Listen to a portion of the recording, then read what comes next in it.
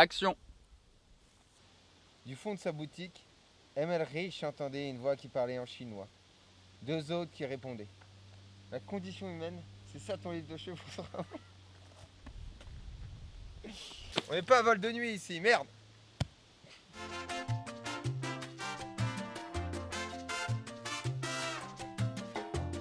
Salut les cocktailers!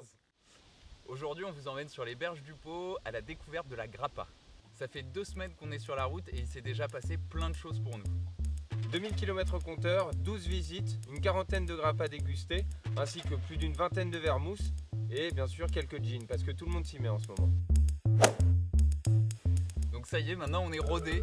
Ou presque.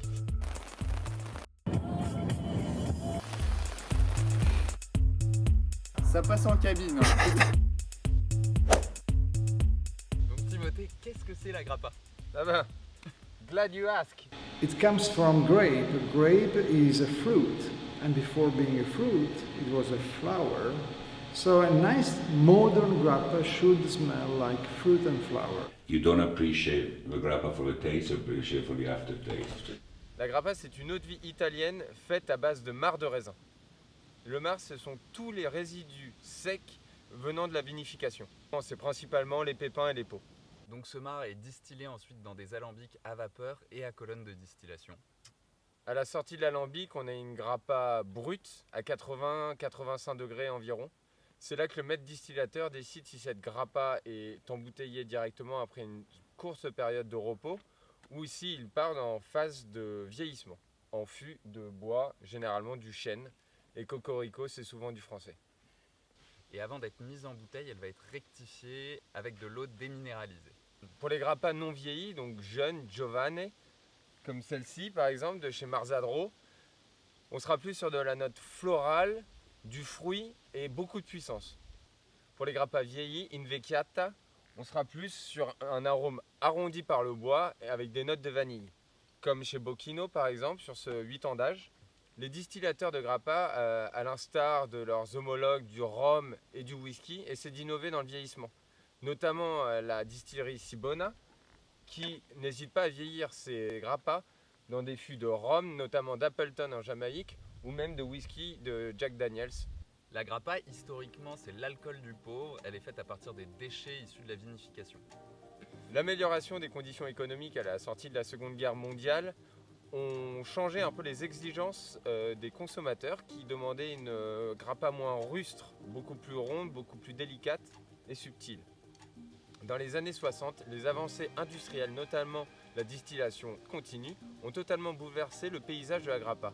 De 2000 producteurs au début du siècle, nous sommes aujourd'hui à une centaine de producteurs. Les survivants ont décidé de prendre un virage vers la qualité et l'excellence en introduisant le vieillissement et de nouvelles techniques de distillation. Ce soir, c'est l'heure de l'apéro, on est dimanche soir, début de la semaine demain. Mais on va vous remonter le moral, on va vous donner quelques petites idées de cocktails pour la semaine prochaine. Alors la grappa, c'est pas un alcool qui est très utilisé dans les cocktails. Maintenant, les grandes maisons se mettent au cocktail et notamment la maison Nardini qu'on a rencontrée. Donc, même ces grandes maisons qui sont extrêmement dans la tradition sont aussi très innovantes à ce sujet-là et elles poussent tous les barman à s'intéresser à ce produit. Mercredi soir, on a eu la chance d'être invité à une soirée d'ouverture de la nouvelle boutique de Nardini. Le thème, c'était la grappa dans les cocktails et on a eu la chance de déguster la grappa mule. Vous avez tous goûté au Moscow Mule, le cocktail qui a lancé la vodka dans le monde occidental. C'est John Martin qui va récupérer la marque Smirnoff dans la fin des années 30, qui va essayer de trouver une recette pour lancer son produit. Il le marketait comme le whisky blanc, qui permettait en fait de rentrer chez soi sans que sa femme se rende compte qu'on ait bu. En 1946, il prend un verre dans un pub sur Sunset Boulevard et il parle avec le propriétaire qui lui a fait un mauvais investissement dans le ginger beer. Il trouve la recette et à partir de là, ils vont commencer à faire la tournée de tous les bars des États-Unis avec un Polaroid, prenant en photo tous les gens en train de déguster et surtout s'extasier sur ce goût qui était assez incroyable. Prenez un verre tout simple de type highball. Du coup, pas besoin de shaker, c'est tout au vert. 4 centilitres de grappa, 2 centilitres de citron vert, 1 centilitre de canadou pour remplacer de ginger beer tout simplement. En décoration, un petit citron vert. Pronto.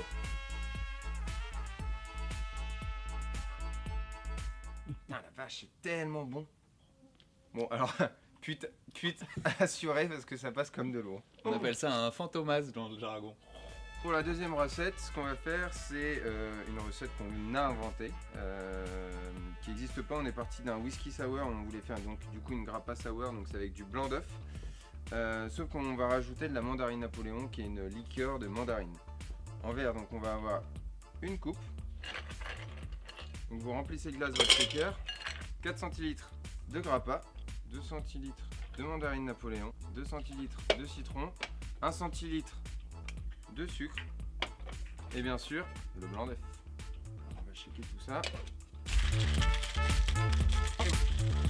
Je pense qu'on est pas mal.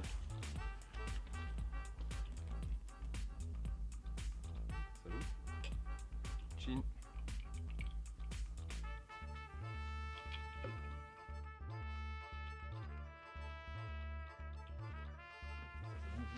C'est bon ça. Nouvelle recette. Ouais. Voilà, donc ça y est, c'est fini pour les cocktails. Mathieu a déjà fini le sien. Vous pouvez nous suivre sur Facebook, sur Instagram. On a la vidéo de la grappa qui arrive dans quelques jours. Allez les cocktailers. Ciao. Ouais. Et à la fin, on peut dire bon, on va vous l'avouer, on n'est pas sur le pot, on est au bord du Rhône. On fait une petite pause avant de repartir pour les Alpes la semaine prochaine. C'est bien ça. Bah voilà, je crois que tu l'as dit, il n'y a pas besoin de le refaire. Mais non, mais